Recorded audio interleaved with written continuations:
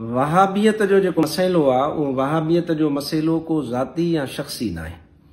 घणनि माण्हुनि खे हैरानी थींदी हूंदी त इहे उलमाए इस्लाम उलमाए अहले सुन्नत आख़िर छाजे करे एतिरो इन मौज़ूअ ते ॻाल्हाईंदा आहिनि। जॾहिं कंहिं शख़्स खे कंहिं शइ जी हक़ीक़त जी ख़बर न हूंदी त उहो उन में पवंदो।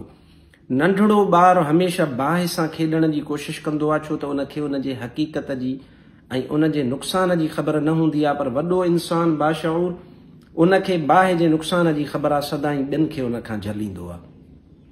तुर्की मुस्लमान जिन हिकिड़ो ॻोठु आबाद कयो जंहिंमें नंढड़ा ॿार रखियऊं, जिन खे माउ थनियूं ईअं न ॾींदी हुई जेसी ताईं उहा वुज़ू न करे, क़ुर जी तिलावत न करे, ज़िक्र न करे, दुरूद न पढ़े, एसी ताईं थन ॾियणु मन हुई, वुज़ू सां ॾींदियूं हुयूं। हिकिड़ो पूरो ॻोठु आबाद कयो वियो।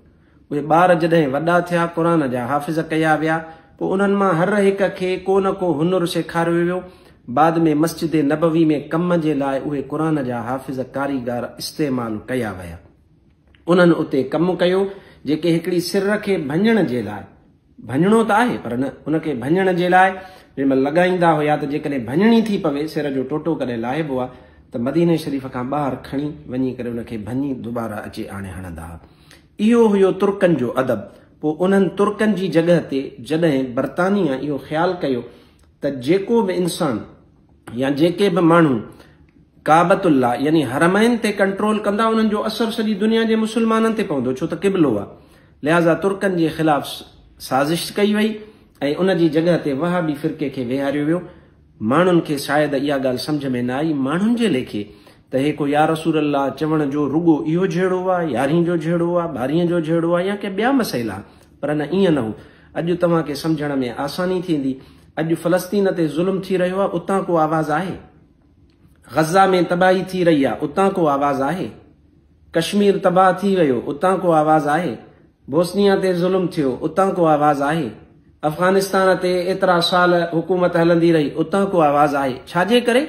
इहो इन कम जे लाइ विहारिया विया जंहिंजा अॼु तव्हां नतीजा ॾिसी रहिया आहियो। हिंदुस्तान मां मूंसां आलिम दीन हिकिड़े गुफ़्तगू कई, मां कल्ह बि तव्हांखे ॿुधायो त उन आलिम दीन मूंखे चयो त असां त हींअर ॾुखियाई में आहियूं। मूं चयो छो?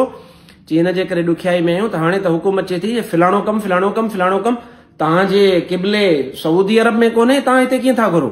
चई असांजे लाइ कानून ठाहिण में हुननि जे लाइ आसानी थी वई आहे, हुजत थी पई आहे।